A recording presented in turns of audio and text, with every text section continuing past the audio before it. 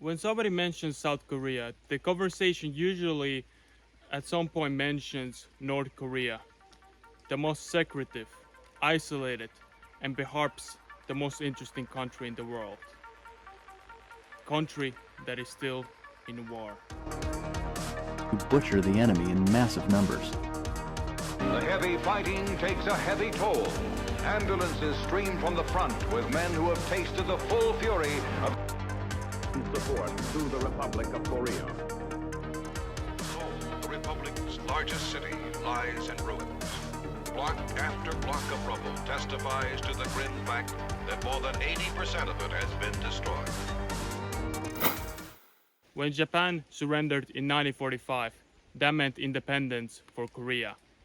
However, it was being split in half by US administrating the south and Soviet Union administrating the northern part of the peninsula. The tension between these two parts of Korea broke off in 1950 when North Korea attacked Southern Korea, which propelled into a bloody 2-year war that saw as many as 5 million people die. The war went back and forth, until eventually in 1953, a Korean Armistice Treaty was signed. But it wasn't a peace treaty.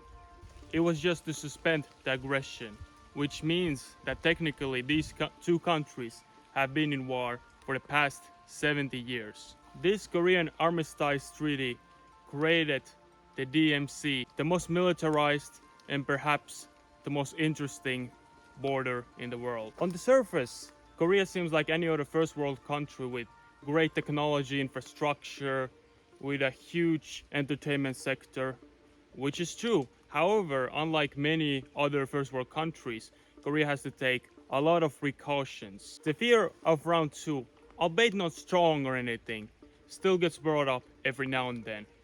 After all, one of the largest metropolises in the world, Seoul, is located fairly close to the border, and North Korea, at least on paper, is a nuclear power. Okay, back to the demilitarized zone, aka DMZ. Essentially, it is a buffer zone that is about 2 kilometers thick from both sides of the border, aka military demarcation zone. However, in some areas, the DMZ is a lot thinner.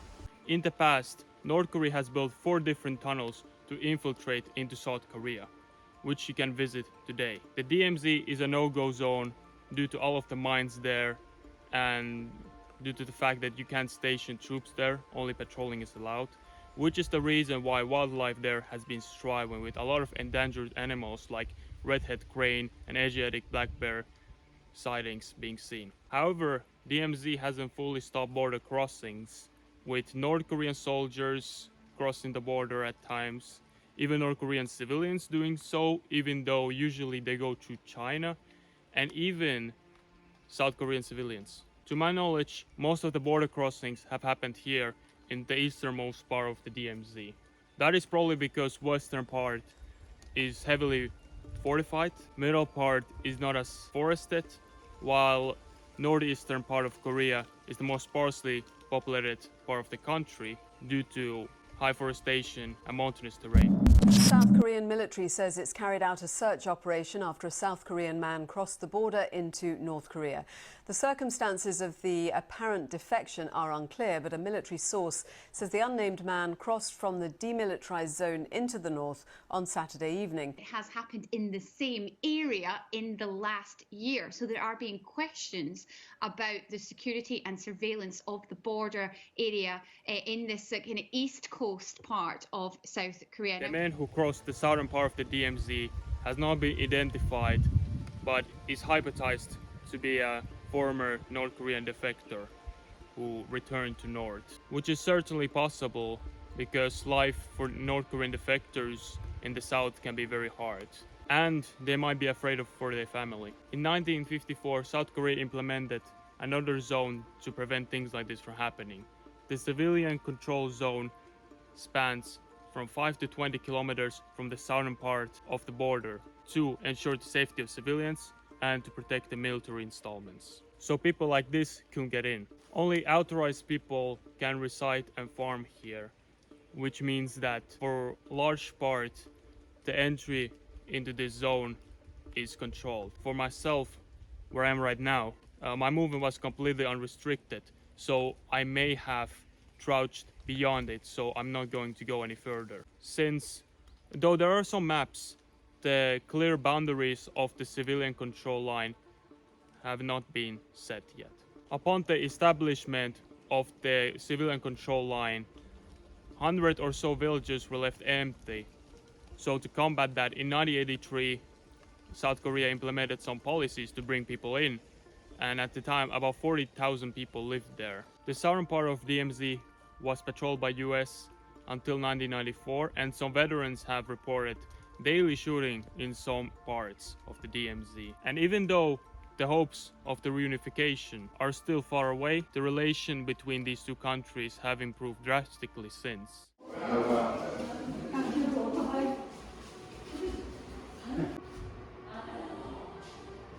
And now firing in the DMZ is more or less rare.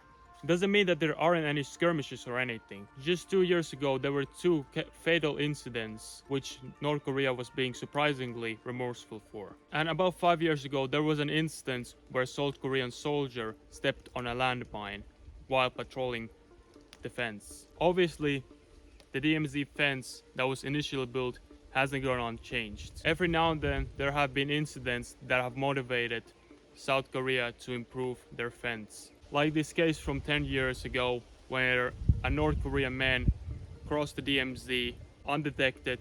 He had to bang on the barracks door to get the attention of the South Korean soldiers. Or recently when a former North Korean gymnast just straight up hopped over the fence where it was just 10 feet tall to the South Korean side. The barbed wire fence is equipped with temperature and weight sensors to detect the infiltrators, and that's just for the inner layer.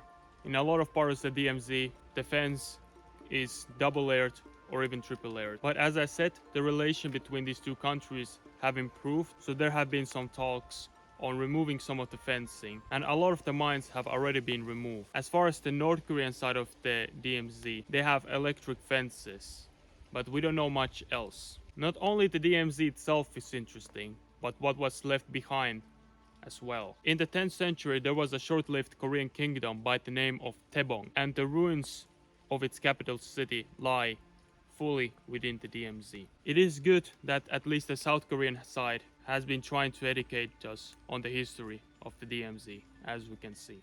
So I welcome you to the DMZ Museum.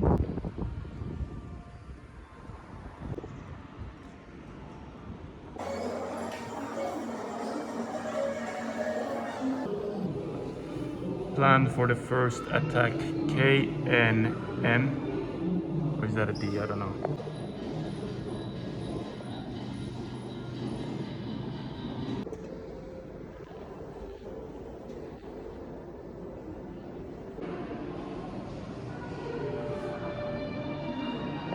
Not everyone may know this, but North Korea was actually better off than South Korea for like 10 years, but then obviously everything changed drastically.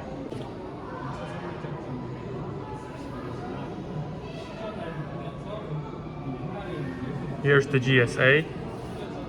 That's Paju. It's a town north of Seoul. Seoul is somewhere around here then. And right now we are around, we're here. Yeah.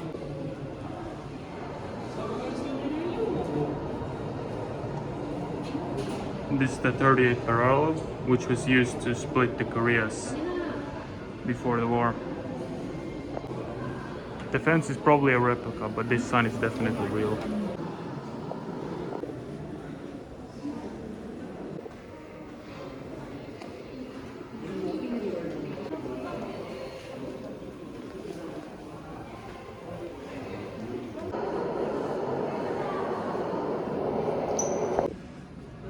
Yeah, Germany's situation is somewhat similar to Korea's, except that they didn't fight each other and they reunified 30 years ago. But I think one of the biggest barriers for the reunification is the difference in development between the two Koreas. Okay, so this is what DDR stands for. And as always, if a country calls itself democratic, it is not democratic. But for the Germany's unification, took them a lot of steps And Korea has been taking those steps, little by little, so it is certainly possible. North Korea, let's reunify. Lots of positive messages.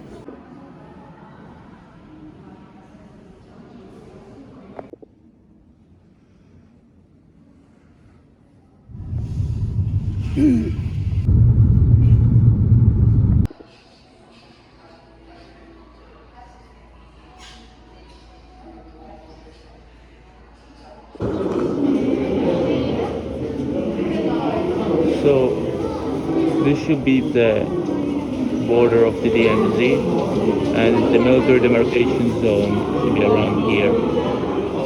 When people picture DMZ, the first thing that comes to mind is probably the Joint Security Area, aka the GSA, the place where the Korean president and Trump have crossed into the North Korea. This is the only area where the soldiers of the both countries face each other, and where these two countries primarily negotiate.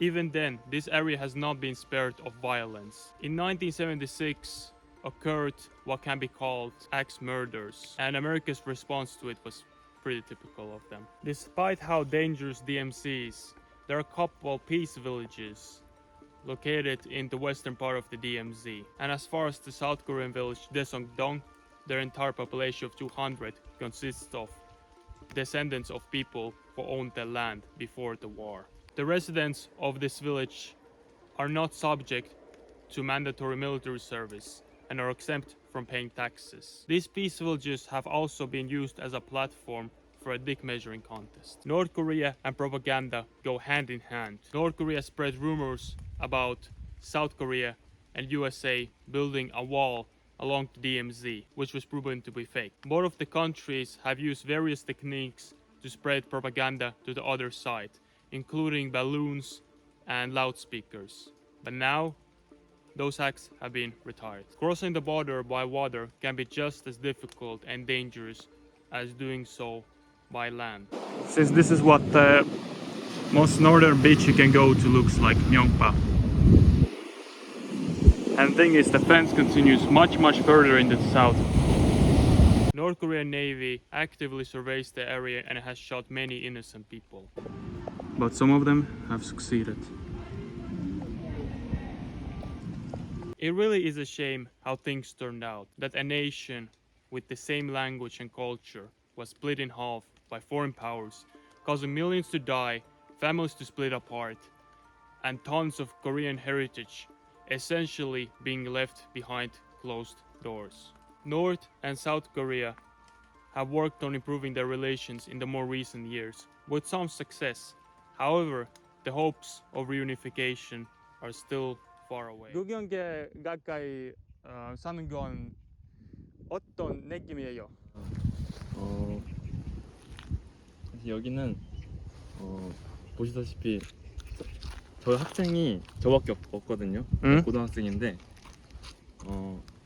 이 사람도 없고 혼자 매일 혼자 살았는데 시설도 없고 뭐 마켓도 없고 그래서 불편하긴 하지만 그래도 저는 도시보다는 그래도 이런 데가 더 좋은 것 같아요. 그러면 당신은 남한과 북한이 통과는 것을 보고 싶으니요. 일단 저는 통일에 대해 일단 긍정적인 생각을 가지고 있고, 왜냐면 여기는 이렇게 그 국경이다 보니까 낙후됐잖아요. 그러니까 성장도 안 되고 성장도 안 되니까. 근데 통일이 되면은 금강산 아시죠? 금강산. 네, 금강산 이런 옛날엔 금강산이 이제 관광이 되면서 여행이 가능해졌는데 이제 지금은 안 되거든요. 그래서 그거 되면은 이제 바로 앞에 고성에 금강산이 있어가지고 그 북한의 고성이랑 남한의 고성이 있어요. 그래서 북한의 고성에 금강산이 있는데 이제 통일이 되면은 이제 다닐 수가 있어서 이 고성 지역이 좀 발전되지 않을까 싶어서 통일이 됐으면 좋겠어요. 감사합니다. Many wish that to happen, but until then, the DMZ will continue to exist and divide a nation, split in ideology and regime.